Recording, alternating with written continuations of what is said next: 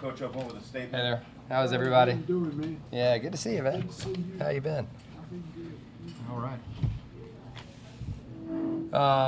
Yeah, just I'll start out by saying, South Florida is such a well-coached and excellent team. We knew it was going to be, an extreme battle, for us to have a chance to win here. I obviously coached in this building before, and Seth's first year here, and to see it the way that it was tonight, is a credit to their coaching staff and their players and administration.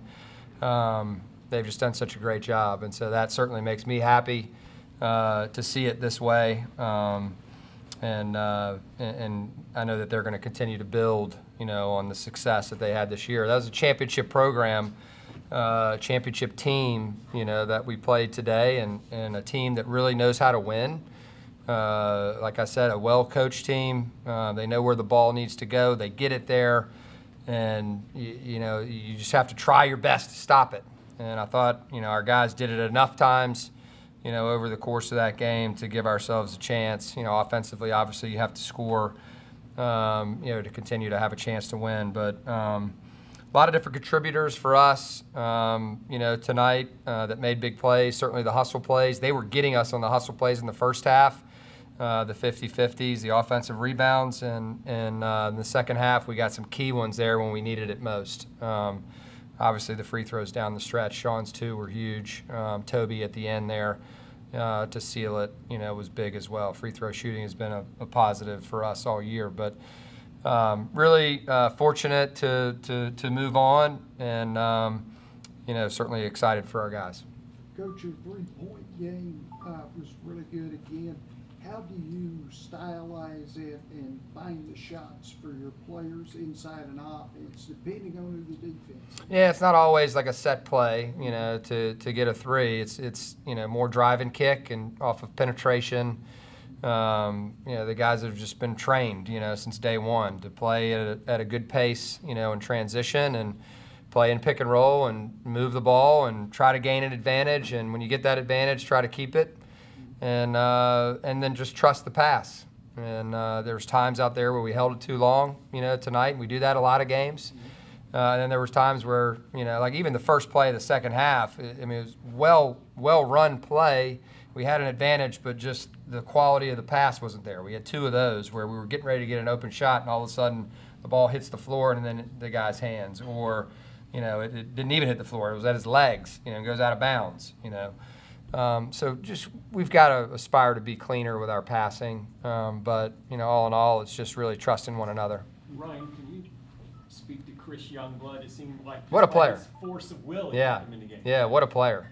Just a great player. And obviously he got dinged up a couple of times and, toughed it out and came back. And, he's he can do his damage on the block. He can do his damage driving the basketball.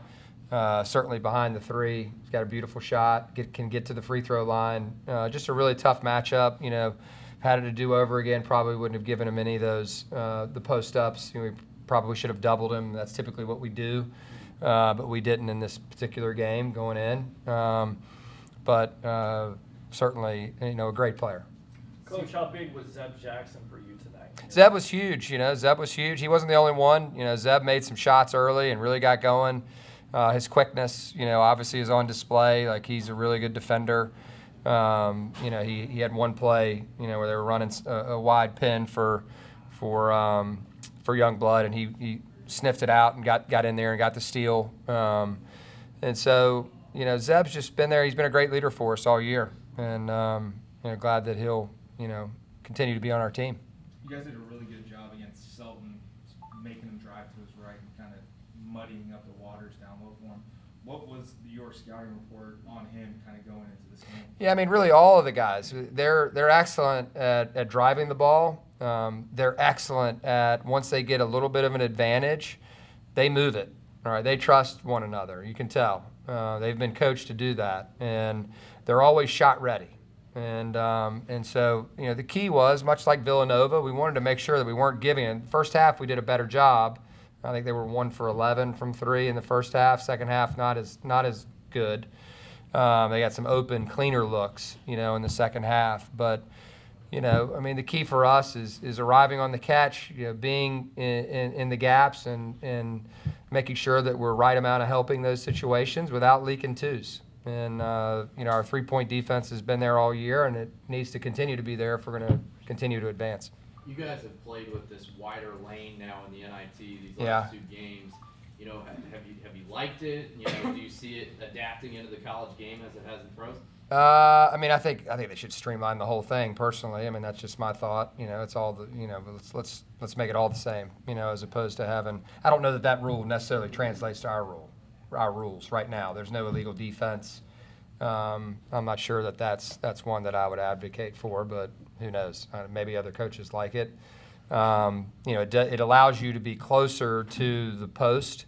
All right, from the perimeter defenders. All right, so you can help in there. All right, easier.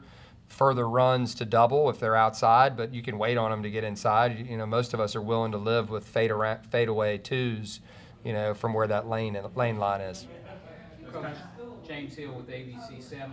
Yeah. The second victory on the road, but just talk a little bit about, and you alluded to it, coming in here, Yingling, hostile environment, the focus level it takes to come in and win a game.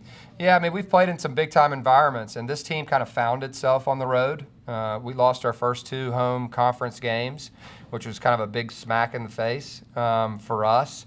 And we were just, beginning to get our guys back. Bairstow, it was like his second game. Bamasil, it was like his third maybe back. And so we were just not where we needed to be at that point. And we had 2 on the road in conference right after going 0-2. And to win at Mason and then to win at LaSalle, that really jump-started our conference season. And the guys have just, VCU's always been a team that, has had to experience the other team's best, right? When VCU goes on the road in our conference, it's like, it's on. And we know that. We're ready for it, when we go on the road. And certainly it was in a dynamite atmosphere in here tonight, like I alluded to earlier. It was kind of a sliding doors moment for you, tonight. It got pretty far down the road, maybe going to USF last season. What was it? Was it a surreal moment, kind of you're here, second round, NIT, and what could have been almost? No, I mean, I think what it is, I had a great year here. I'm very fortunate that Seth Greenberg hired me here, and I worked with some awesome people, David Zimroth, Mike Madigan. I worked with Smitty, Cedric Smith, he's in the back over there. Cedric and I worked together at Virginia Tech, and just so many close friends. Rob Higgins, was younger at the time and a manager here for us. Obviously, he's doing big things. This community is just rallied around. It's fun to see South Florida grow.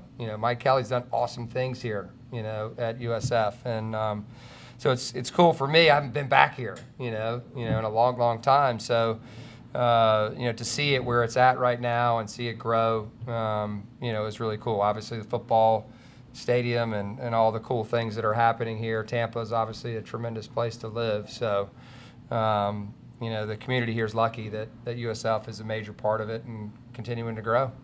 Coach, that was big boy basketball tonight, wasn't it?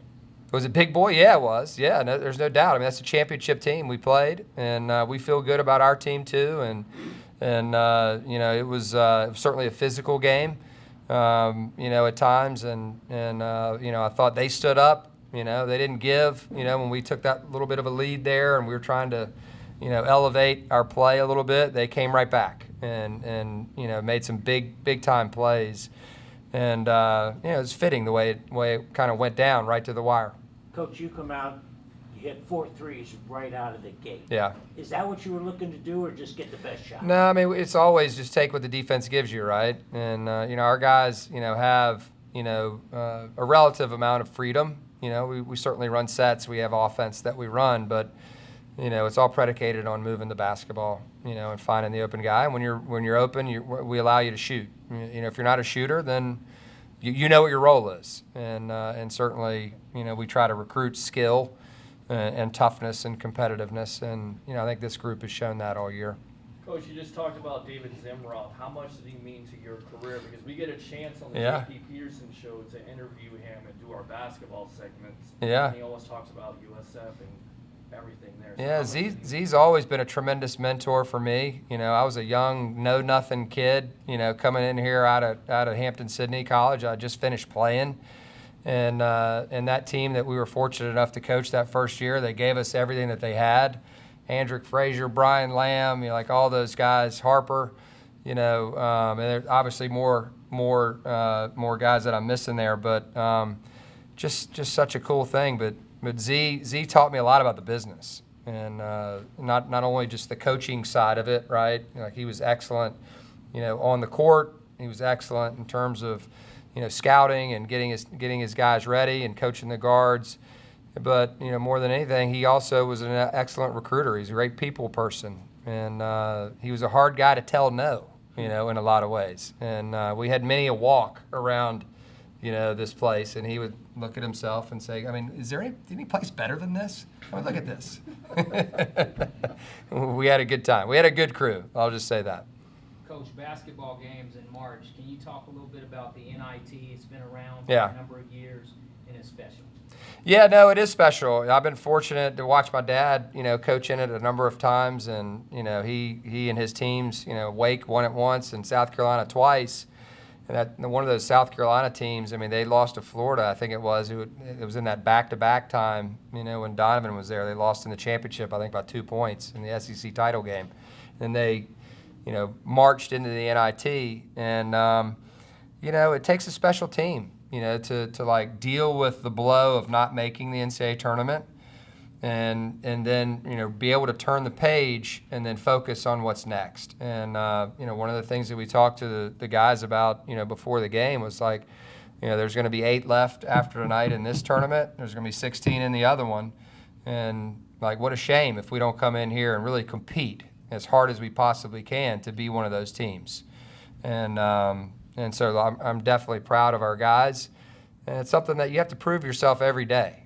It doesn't matter what, walk of life you're in, right? You got to prove yourself every single day. You never have figured it out. And success is never final. And so certainly, I know Coach did a great job tonight. And, we try to do our best with our guys too.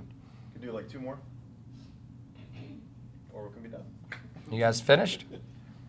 All right. All right, thanks, Thank you. Good luck, Coach. Hey, thanks. Good to see you, man. Good to see you guys too. Yeah.